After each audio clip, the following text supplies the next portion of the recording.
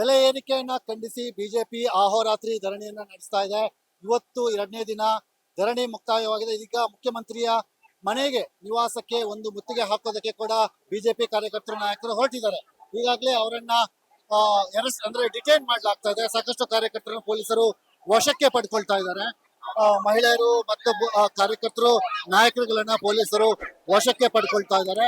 ಬಹಳ ಮುಖ್ಯವಾಗಿ ಬೆಲೆ ಏರಿಕೆಯಿಂದ ಜನರಿಗೆ ಯಾವ ರೀತಿ ತೊಂದರೆ ಆಗ್ತಾ ಇದೆ, ಅನ್ಯಾಯ ಆಗ್ತಾ ಇದೆ.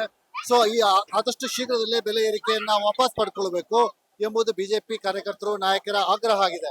ಈಗಾಗಲೇ ಬಿಜೆಪಿ ರಾಜ್ಯಾಧ್ಯಕ್ಷ BY ವಿಜಯೇಂದ್ರ, ವಿರೋಧ ಪಕ್ಷದ ನಾಯಕರಾದಂತಹ R ಅಶೋಕ್ ಹಾಗೂ BS ಯಡಿಯೂರಪ್ಪ ಮಾಜಿ ಮುಖ್ಯಮಂತ್ರಿಗಳು ಹಾಗೂ ಹಲವಾರು ನಾಯಕರುಗಳು, ಬಿಜೆಪಿ ನಾಯಕರುಗಳು ಇಲ್ಲಿ ನೆರೆದಿದ್ದಾರೆ. ಮತ್ತು ಮುಖ್ಯಮಂತ್ರಿಗಳ ನಿವಾಸಕ್ಕೆ ಶಾಸಕರುಗಳು, ಮಾಜಿ ಸಂಸದರು, ಮಾಜಿ ಶಾಸಕರುಗಳು ಒಂದು ಮುತ್ತಿಗೆ ಹಾಕೋದಕ್ಕೆ ಹೊರಡ್ತಾ ಇದ್ದಾರೆ. ಅವರನ್ನ ಈಗಾಗಲೇ ವಶಕ್ಕೆ ಪಡ್ಕೊಳ್ಳಲಾಗ್ತಾ ಇದೆ. ಇಲ್ಲಿ ಬ್ಯಾರಿಕೇಡ್ಗಳನ್ನ ಹತ್ತಿ, ಫ್ರೀಡಂ ಪಾರ್ಕ್ ನ ಮುಂದೆ ಬ್ಯಾರಿಕೇಡ್ಗಳನ್ನ ಹತ್ತಿ ಯಾವ ರೀತಿ ಕಾರ್ಯಕರ್ತರು ಹೋರಾಟವನ್ನು ನಡೆಸ್ತಾ ಇದ್ದಾರೆ, ಸರ್ಕಾರದ ವಿರುದ್ಧ ಘೋಷಣೆಗಳನ್ನು ಯಾವ ರೀತಿ ಕೂಗ್ತಾ ಇದ್ದಾರೆ ಎಂಬುದರ ದೃಶ್ಯಗಳನ್ನು ನೀವು ನೋಡಬಹುದು.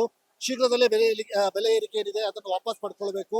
ಈ ಮೂಲಕ ಜನರಿಗೆ ಯಾವ ರೀತಿ ಬೆಲೆ ಏರಿಕೆಯಿಂದ ಬಿಸಿ ಮುಟ್ತಾ ಇದೆ, ಸೊ ಅದಕ್ಕೆ ಇತಿಶ್ಯ ಆಡಬೇಕೆಂಬುದು ಬಿಜೆಪಿ ಕಾರ್ಯಕರ್ತರುಗಳು ಮತ್ತು ನಾಯಕರುಗಳ ಆಗ್ರಹವಾಗಿದೆ. ಈ ನಿಟ್ಟಿನಲ್ಲಿ ಅಹೋರಾತ್ರಿ ಧರಣಿ ನಡೆಸುವ ಮೂಲಕ ಒಂದು ಎಚ್ಚರಿಕೆ ಗಂಟೆಯನ್ನು ಕೂಡ ಸರ್ಕಾರಕ್ಕೆ ನೀಡಿದ್ದಾರೆ. ಇದೀಗ ಮುಖ್ಯಮಂತ್ರಿಗಳ ನಿವಾಸಕ್ಕೆ ಒಂದು ಧರಣಿ ಸತ್ಯಾಗ್ರಹದ ಮೂಲಕ ಮುತ್ತಿಗೆ ಹಾಕೋದಕ್ಕೆ ಹೊರಟಂತಹ ಕಾರ್ಯಕರ್ತರುಗಳು, ನಾಯಕರುಗಳನ್ನು ಕೂಡ ಪೊಲೀಸರು ವಶಕ್ಕೆ ಪಡ್ಕೊಳ್ತಾ ಇದ್ದಾರೆ. ಕ್ಯಾಮರಾ ಪರ್ಸನ್ ತೇಜಸ್ ಜೊತೆಗೆ ಇರ್ಷಾದ್ ಉಪ್ಪಿನಗಡಿ, ವಿಜಯ ಕರ್ನಾಟಕ, ಬೆಂಗಳೂರು.